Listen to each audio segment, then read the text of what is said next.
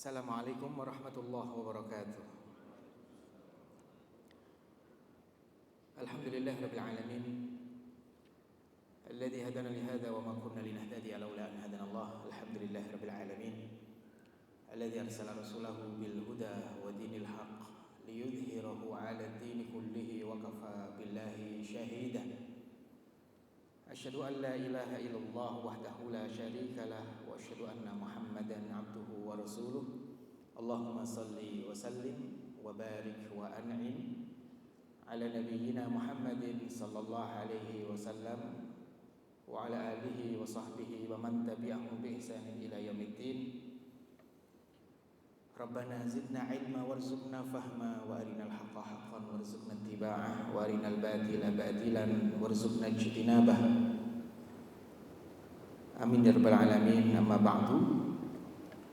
Bapak Ibu seluruh sekalian, muslimin muslimat yang dimuliakan Allah, alhamdulillahirabbil alamin. Puji syukur kita panjatkan kehadirat Allah. Pada siang hari ini kita benar-benar mendapatkan nikmat besar dari Allah Subhanahu wa taala, dan itu harus kita maknai dan kita rasakan. Nikmat kita disibukkan oleh Allah dengan amal-amal kebaikan. Dan siang hari ini pun kita juga masih sibuk dengan amal kebaikan itu, duduk di majelis ilmu. Dan sering sekali saya menyampaikan bahwa duduk-duduk kita di majelis ilmu yang disebutkan oleh Nabi itu adalah taman-taman surga, berarti kita sedang duduk di taman-taman surga. Berarti suasana itu yang mesti kita bangun dalam diri kita, mulai dari ketenangan, kemudian kesenangan, ya, muncul rasa happy, senang, bahagia, dan seterusnya. Ya, makanya ini juga tanggung jawab moral kita, orang-orang yang rajin duduk di majelis ilmu itu pastikan kita ini memiliki aura yang menyenangkan dan membahagiakan, supaya orang-orang itu begitu melihat duduk kita, kok enak banget duduk di situ. Pak Fulan ini pembawaannya kok tenang sekali, kayak nggak punya masalah, padahal sama-sama punya masalah. Karena tidak sedikit dari orang-orang yang kemudian sibuk duduk di tempat sia-sia karena melihat orang-orang yang duduk di tempat yang sia-sia itu menyenangkan. Ya, melihat orang yang duduk di tempat yang sia-sia itu kok mereka wajahnya tenang ya, kok mereka kayak lepas aja, tidak punya masalah. Akhirnya orang lihat, ya, dan tertarik dengan ekspresi serta perilaku orang-orang yang ada di situ. Maka ini sejatinya adalah dakwah yang sangat luar biasa, ya, lebih dari sekedar undangan yang kita share, ya, dengan apa? Dengan tadi menunjukkan bahwa ya lazimnya orang yang ada di taman dari taman-taman surga. Lah itu yang harus kita bentuk, kita bangun dalam diri kita suasana seperti itu. Gitu ya. Kalau sudah terbangun suasana seperti itu, maka nanti akan terwujud, ya, satu kondisi di mana duduk kita itu benar-benar lebih nikmat dibanding duduknya para raja ataupun para penguasa di atas kursi-kursi singgasananya. Ini PR kita, ya. Jadi bahkan sampai pada level begini, ya. Jadi duduknya para raja di atas singgasana dengan duduknya kita, ya, di dalam majelis ilmu, ya, itu sebenarnya tidak bisa dikomparasi, ya, karena tidak apple to apple. Kenapa? Karena, ya, mereka yang duduk di atas singgasana tapi tidak pernah duduk di atas majelis ilmu, ya, dengan yang selalu duduk di atas majelis ilmu, itu kualitasnya berbeda. Gitu. Maka kalau hakikat ini dibuka oleh Allah, kurang lebih ilustrasinya seperti kalimat Imam Ahmad bin Hambal ketika di dalam penjara. Beliau itu di penjara, lazimnya orang di penjara itu kan sedih, ya. Tapi beliau mengatakan seandainya raja-raja yang duduk di atas singgasana itu mengetahui rasa bahagia yang aku rasakan, maka pasti mereka akan mengambil bahagia itu dariku. Kalau dalam bahasa lain, pasti mereka akan menukar tempat duduknya dengan tempat dudukku. Nah, itu ya. Maka ya pastikan majelis ilmu seperti ini ya majelis ilmu yang menyenangkan, ya. Yang kita pun duduk di dalamnya pun juga merasakan happy, dan kita juga bisa mentransfer ketenangan, kebahagiaan, ya, setelah kita ketemu dengan orang-orang di luar sana.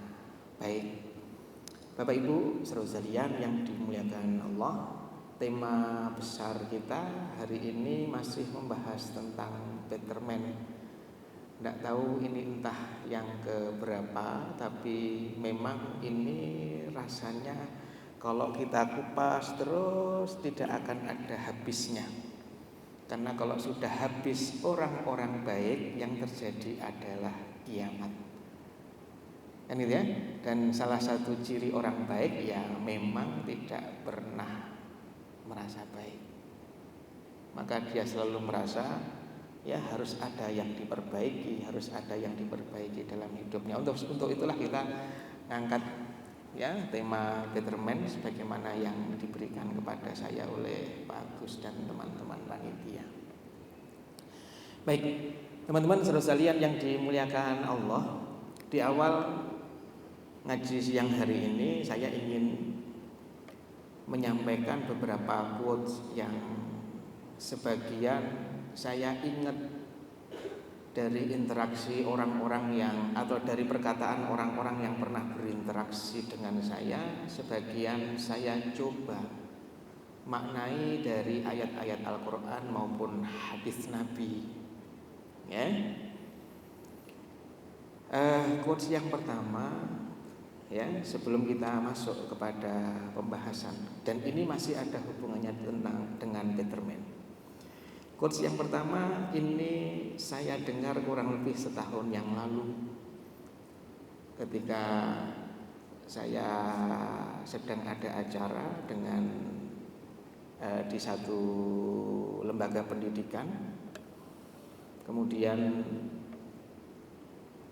para pelajar di lembaga pendidikan itu membuat yel-yel, dan yel-yelnya itu ya karena itu kelulusan mereka.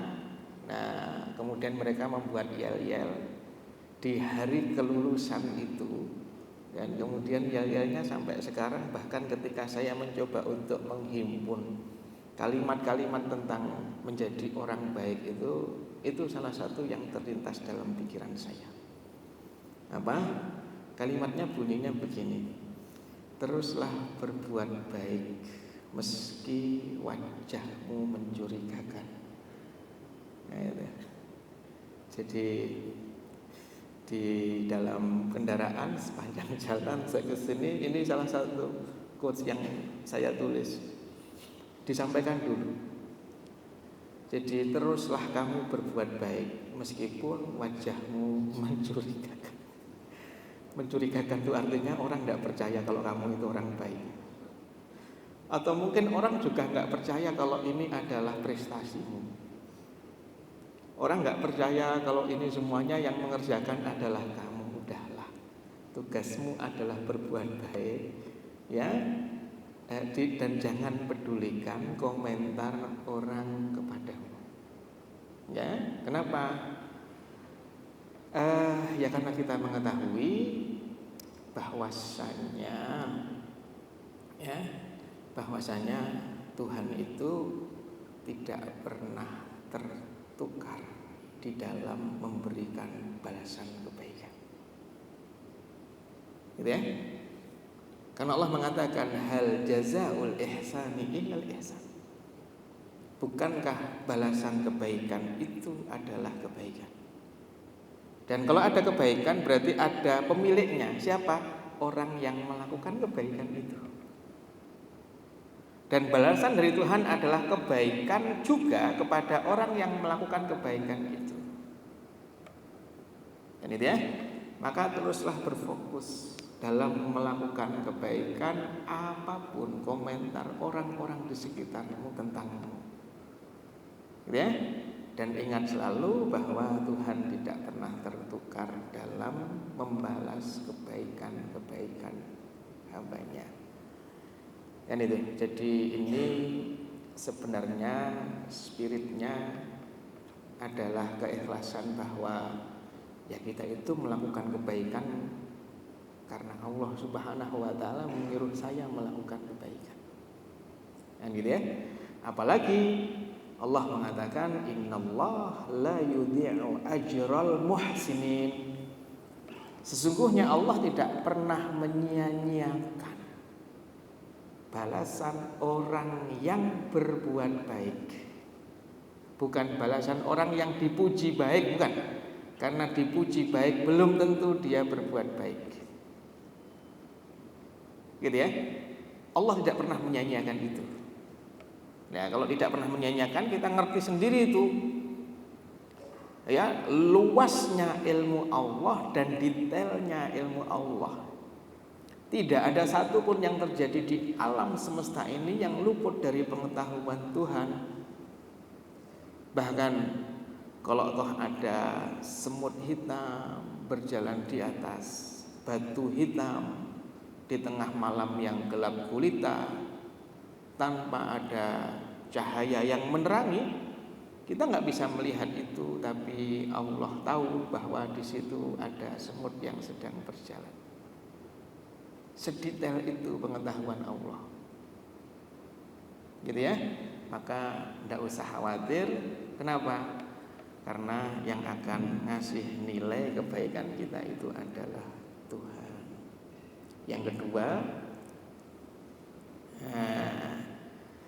Yang kedua, ini karena terlintas di dalam pikiran saya tadi itu statementnya makhluk yang pernah dinobatkan sebagai makhluk yang paling alim di negeri langit, bukan di bumi. Dan makhluk itu adalah iblis. Ketika berkata kepada Adam, ana khairun minhu, kepada Allah dia berkata, Tuhan, aku lebih baik daripada dia. Nah ya, terlintas itu. Kemudian saya coba hubungkan dengan tema kita Better Man. Maka ada quotes yang saya tuliskan bahwa menjadi orang baik itu keniscayaan. Jadi kita semuanya ya mesti menjadi orang baik. Jadi menjadi orang baik itu keniscayaan. Menjadi orang baik itu keniscayaan. Merasa sudah baik itu ketertipuan. Dan menganggap diri paling baik itu adalah kesombongan. Jadi sama-sama sikap seseorang dengan kebaikan yang dia lakukan. Yang pertama terus ingin memperbaiki diri walaupun sudah melakukan kebaikan, sehingga dia tetap ingin menjadi hamba yang lebih baik, lebih baik, lebih baik, lebih baik, lebih baik. Itu sebuah keniscayaan yang harus kita lakukan. Kan gitu ya? Keniscayaan yang mesti kita lakukan. Yo harus. Ya. Dan bahkan kalau toh kamu ada di lingkungan yang semua orang-orangnya tidak baik, maka pastikan ya ada orang baik di tengah-tengah lingkungan yang tidak baik itu, dan orang baik itu adalah kamu, adalah kita. Itu. Dan jangan terpengaruh dengan statement, walaupun kemudian statement ini juga banyak dipegang oleh banyak orang, ya, sebuah ungkapan yang mengatakan bahwa orang jahat itu sebenarnya adalah orang baik yang tersakiti. Nah, pernah dengar ungkapan itu? Nah, ya, kemudian dia buka topengnya begini ya. Jangan, ya. Jadi meskipun orang-orang jahat kepada kita, jangan sampai kejahatan mereka itu menjadikan kita pun juga berbuat jahat. Bahasa Quran, innakum idzam misluhum. Kalau gitu kamu dan dia sama saja. Gitu. Jadi meski ya kita sudah melihat, ya Allah, fulan begini, ya, lingkungan yang buruk, yang menzalimi orang lain itu sudah menjadi kebiasaan. Ya, yang apa bahasanya? Ya, ada orang yang senang pansos, ya, dan kebetulan objeknya adalah kita, gitu, udah. Jangan sampai hal-hal yang demikian itu kemudian menyebabkan kita berubah menjadi jahat. Terus aja berbuat baik walaupun kita ada di tengah-tengah lingkungan yang tidak baik. Kalau nggak ada satupun orang baik yang kita temukan, maka pastikan ya bahwa satu-satunya yang ada di lingkungan itu dan itu orang baik adalah kita. Nah, itu. Kemudian merasa sudah baik itu ketertipuan. Nah, ini sebenarnya jebakan setan. Ya, jebakan setan. Kalau yang pertama tadi keniscayaan. Itu kalau kita berteman ya tadi konteksnya begitu. Kalau berkeluarga ya begitu. Jadilah suami yang baik. Jangan kemudian menjadi jahat gara-gara perilaku dan akhlak istri kita yang tidak baik kepada kita. Gitu contohnya. Tetaplah jadi istri yang baik. Jangan berubah menjadi istri yang tidak baik gara-gara perilaku suami yang tidak baik kepadanya. Teruslah menjadi orang tua yang baik. Ya, jangan kemudian menjadi bengis, jahat gara-gara anak yang tidak tahu balas budi. Kan gitu. Dan teruslah menjadi anak yang baik. Jangan menjadikan sebagai alasan aku begini ini karena pendidikan orang tuaku yang tidak benar. Itu bukan alasan. Ya, itu bukan alasan. Jadi jangan dipengaruhi oleh kiri kanan, bahkan juga orang-orang yang ada di sekitar kita. Malulah kita sebagai seorang muslim, malulah sama mbahnya para filosof. Namanya adalah Socrates. Ya, yang dia pernah mengatakan kurang lebih kalimatnya begini. Socrates itu pernah ngomong, menikahlah kamu. Kalau kamu dapat istri orang yang baik, yang penurut, kamu akan bahagia. Tapi kalau kamu dapat istri ya yang tidak nurut sama kamu, maka kamu akan jadi filosof, katanya begitu. Nah, yang menjadi masalah kita hari ini ya orang-orang itu ya dapat istri pasangan gitu yang kadang-kadang berani ngelunjak pada suaminya, tapi jadi filosof pun juga enggak. Gitu ya. Dan ada gambar ini beberapa sumber menisbatkannya terhadap ilustrasi seorang Socrates bersama dengan istrinya. Apa? Ada seorang laki-laki yang lagi duduk nulis di depan pintu rumah, di samping pintu rumah kemudian ada seorang wanita yang menyiramkan air pada laki-laki itu. Beberapa sumber mengatakan ini gambar Sokrates sama istrinya. Gitu, jadi Sokrates menisbatkan, yo aku tetap bersyukurlah punya istri seperti itu, karena gara-gara istri seperti itu aku jadi filosof besar. Jadi selalu ada ruang-ruang yang bisa kita jadikan sebagai alasan untuk bersyukur. Gitu ya. Jadi begitu. Nah, salah satu alasan Sokrates dibegitukan itu karena Sokrates ini mungkin sedikit guru atau filosof yang tidak mau ngambil gaji dari ngajarnya. Makanya yang dia lakukan adalah bekerja sebagai tukang batu. Nah itu. Jadi bekerja jadi tukang batu itu untuk profesinya, tapi dia menyalurkan misi hidupnya untuk ngajar orang-orang Yunani hari itu. Gitu ya. Baik, jadi jangan kalah. Gitu. Baik, kemudian merasa sudah baik itu ketertipuan. Ketertipuan itu artinya adalah ini jebakan setan. Setan itu kalau tidak bisa menghalangi orang dari melakukan kebaikan, dibujuk tidak bisa, tetap aja dia melakukan kebaikan, maka setan akan menggoda orang itu supaya orang itu merasa baik. Gitu. Nah, kalau sudah merasa baik, terkadang itu belum tentu orang baik.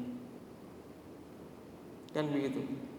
Itu adalah ego. Ya.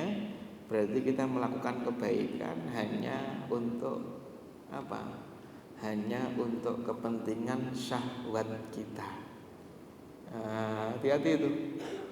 Halus sih, tipis melakukan kebaikan, tapi sebenarnya itu hanya untuk kepentingan syahwat kita.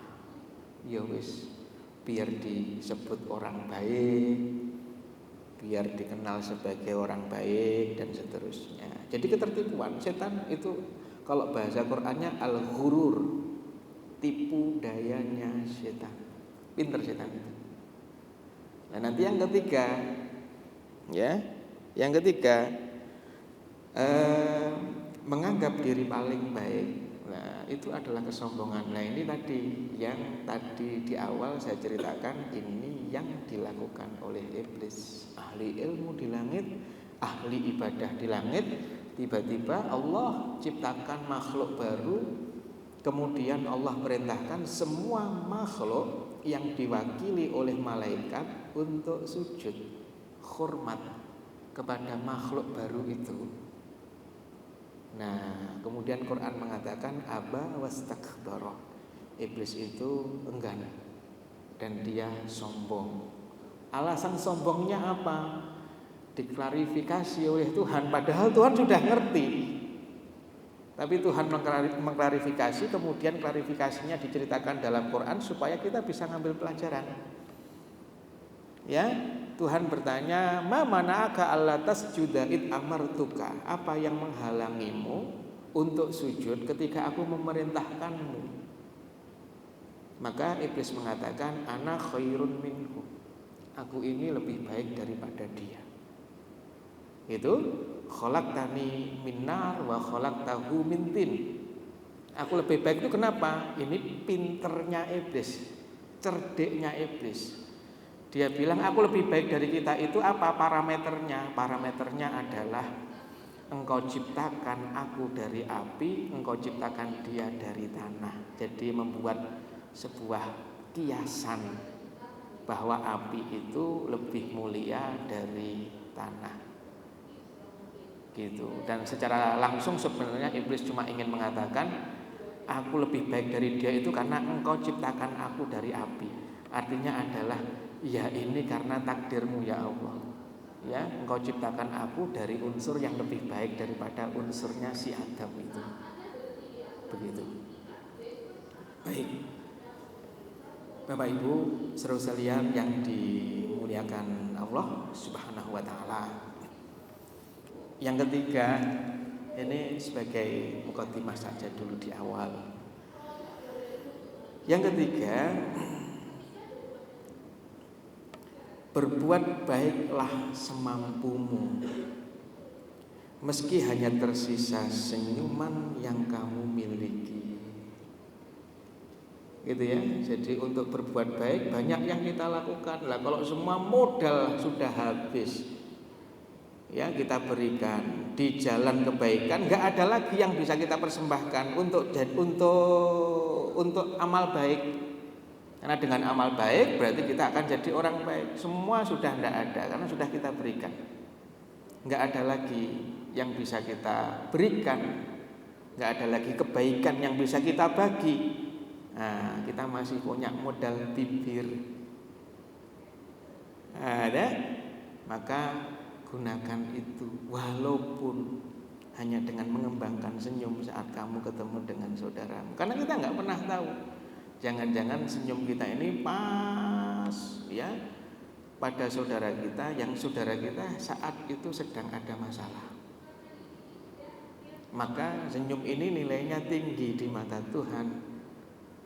Ya, ditambah lagi ya, senyum kita ini kita berikan sedangkan suasana hati itu sebenarnya berat untuk tersenyum. Nah, itu tidak gampang, tapi harus dilatih. Ya, bukan berpura-pura sempurna, bukan. Ya, kayak yang di lagu-lagu itu. Ya, jangan.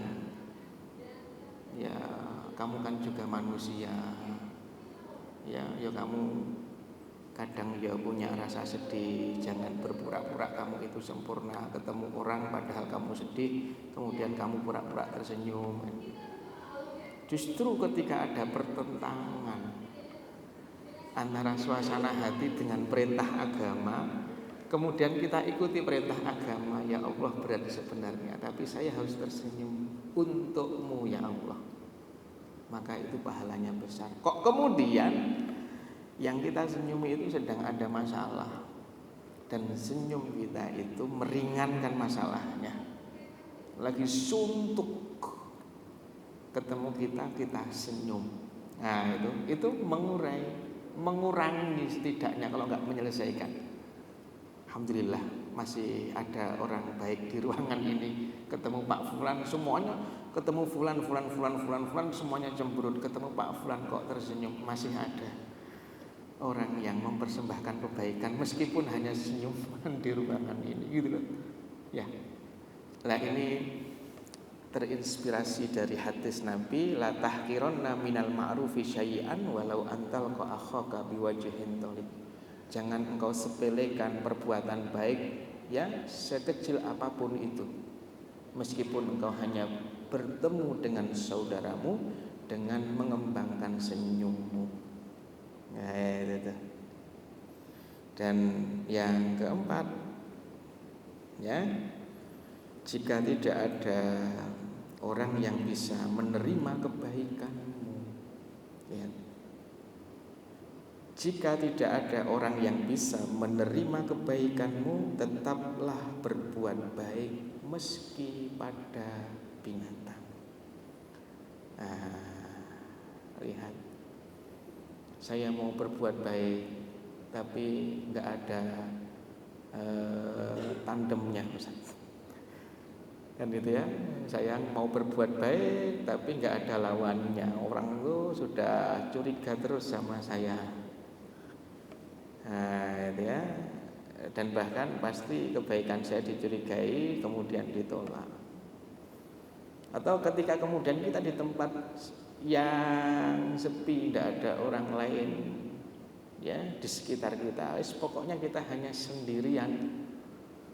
Bahkan ketika kamu sendiri, kamu sedang uzlah untuk menenangkan diri, kamu masih tetap bisa melakukan kebaikan. Kalau nggak ada orang, ya sudah. Kalau nggak ada orang, maka ya tetap ada peluang untuk menjadi orang baik dengan berbuat baik kepada binatang. Ya apa saja. Yang penting binatangnya jangan yang galak-galak. ya, nyari orang semua pada curiga, akhirnya ketemunya singa, berbuat baik pada singa, yo dimakan ini kita sama singa.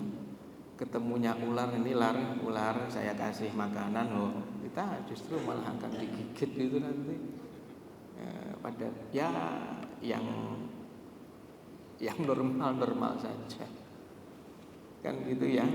Ya ada kucing ya kucing, bahkan ada anjing ya silahkan berbuat baik pada anjing. Bukannya bapak-bapak ibu-ibu saudara sekalian pernah mendengar riwayat dari Nabi tentang wanita sebelum umat Nabi Muhammad yang dia berzina, kemudian dia berbuat baik kepada anjing, lalu Allah Subhanahu wa taala memberikan taufik kepadanya untuk bertaubat, menerima taubatnya, lalu memasukkannya ke surga hanya gara-gara berbuat baik kepada binatang. Makanya nanti para sahabat bertanya, Rasulullah, apakah kita dapat pahala ketika berbuat baik kepada binatang? Nabi menyampaikan sebuah kaidah yang mahal. Pokoknya kebaikanmu kepada semua yang punya nyawa itu dinilai oleh Allah sebagai sedekah. Gitu.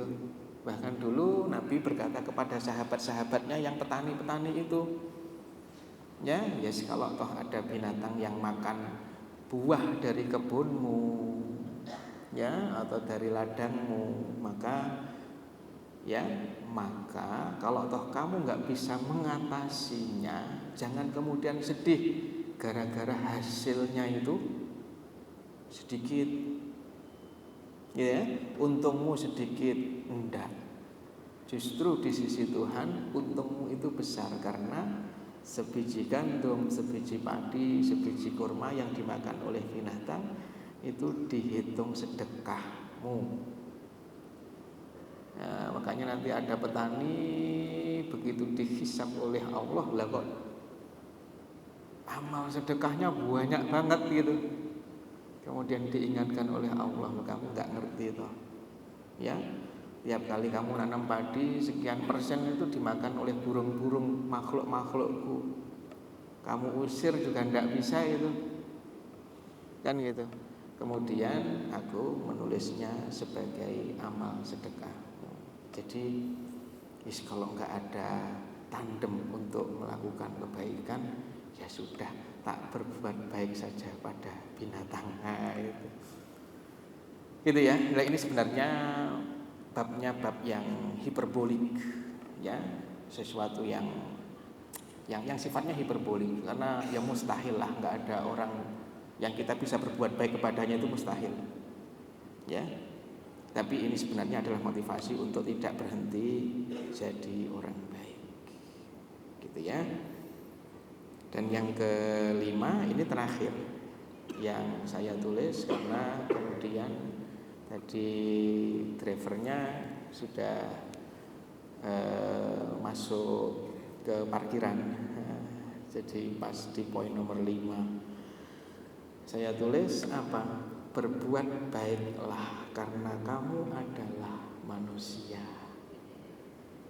Nah, itu.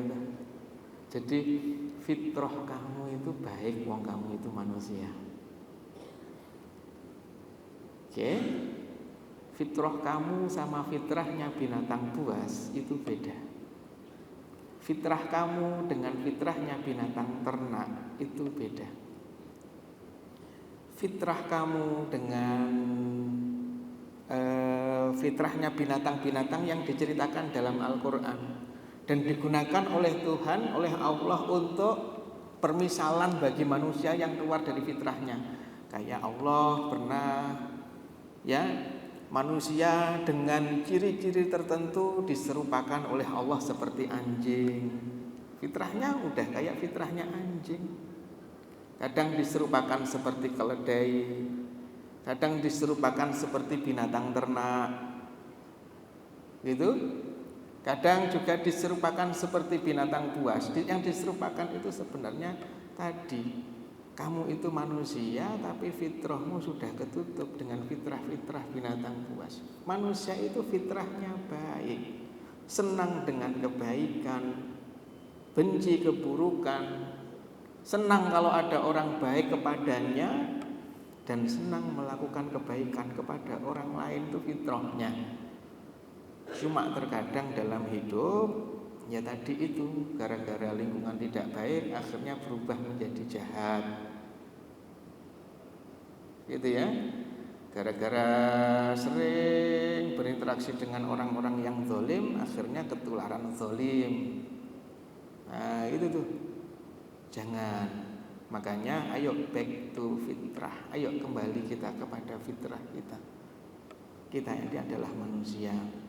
Nah makanya dulu Nabi Muhammad, ibu-ibu, bapak-bapak yang dimuliakan Allah, Nabi Muhammad itu ketika diberikan wahyu Al-Quran oleh Allah, maka wahyu itu ada yang masuk klasifikasi Makkiyah, ada yang masuk di klasifikasi Madaniyah.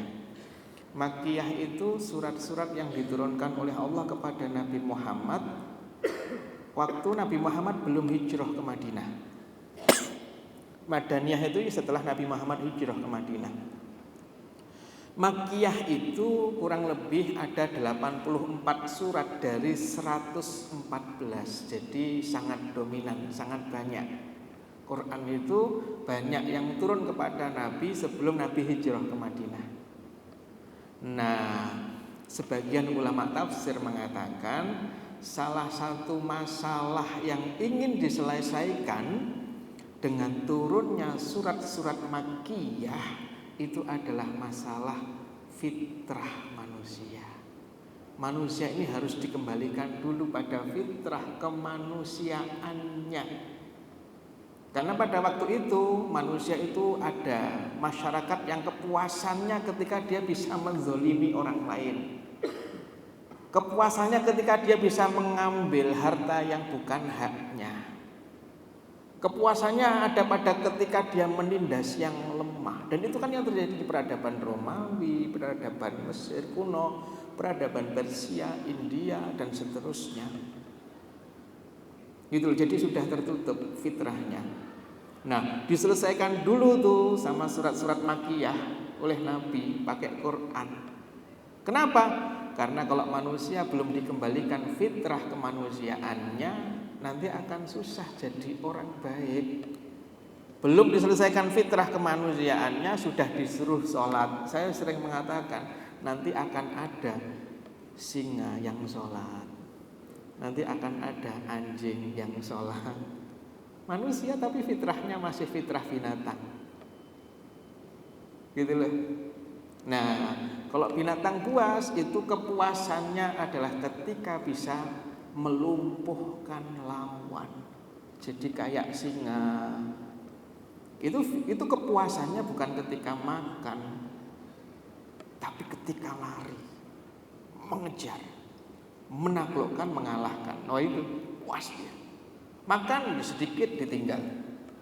Nanti ada binatang-binatang lain tuh yang makan sisa-sisanya.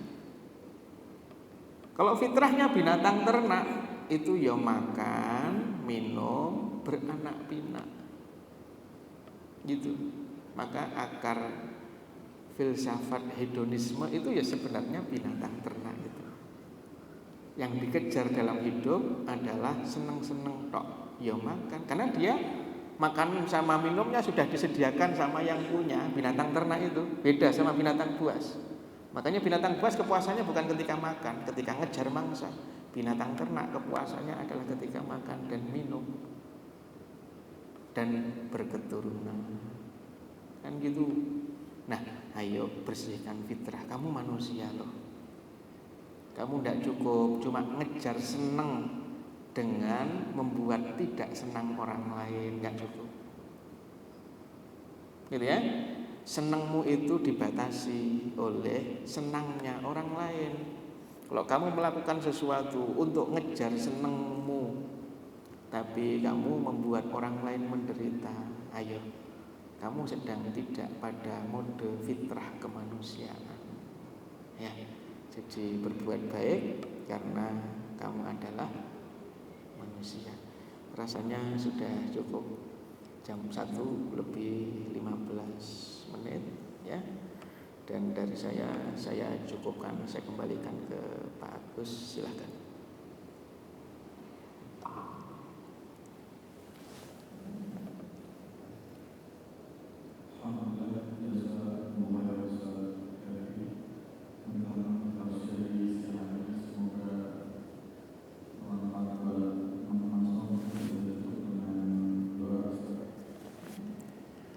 Baik, mari bersama-sama kita memohon kebaikan agama, kebaikan dunia, kebaikan akhirat untuk kita, keluarga kita, pasangan kita, anak-anak kita, saudara-saudara kita, ya. Mudah-mudahan Allah karuniakan kebaikan agama, kebaikan dunia, kebaikan akhirat. Allahumma salli ala Muhammad wa ala ali Muhammad wa sallim wa radiyallahu tabaraka wa ta'ala an kulli sahabati Rasulillah ajma'in walhamdulillahi rabbil alamin. Allahumma ighfir lil muslimina wal muslimat wal mu'minina wal mu'minat al ahya'i minhum wal amwat innaka sami'un qaribun mujibud da'awat wa ya qadhiyal hajat. Allahumma ansur man nassara ad-din wa a'li kalimataka ila yaumiddin. Allahumma ansur ikhwanana al-muslimin al-mujahidin fi Filistin. Allahumma ansurhum nasran azizah. Allahumma ansurhum nasran mu'azzara. Allahumma ijma' kalimatahum wa wahhid sufufahum wa dawi jurhahum washfi mardahum wa taqabbal syuhada'ahum. Allahumma 'alaika bil yahud wan nasara wa man 'ala syakilatihim. Allahumma 'alaika bihim. Allahumma 'alaika bihim. Allahumma sarrif syamlahum wa mazziq jam'ahum wa zalzil aqdamahum wa alqi fi qulubihim ar-ru'bah innaka 'ala kulli syai'in qadir. Rabbana la tuzigh qulubana ba'da idh hadaitana wa hab lana min ladunka rahmah innaka antal wahhab. Rabbana ighfir lana wa liwalidayna warhamhuma kama rabbayana shighara. Rabbana hab lana min azwajina wa dhurriyyatina qurrata a'yun waj'alna lil muttaqina imama. Rabbana ij'alna muqimis shalah wa min dhurriyyatina rabbana wa taqabbal du'a. Rabbana atina fid dunya hasanah wa fil akhirati hasanah wa qina adzabannar. Walhamdulillahirabbil alamin. Assalamualaikum warahmatullahi wabarakatuh.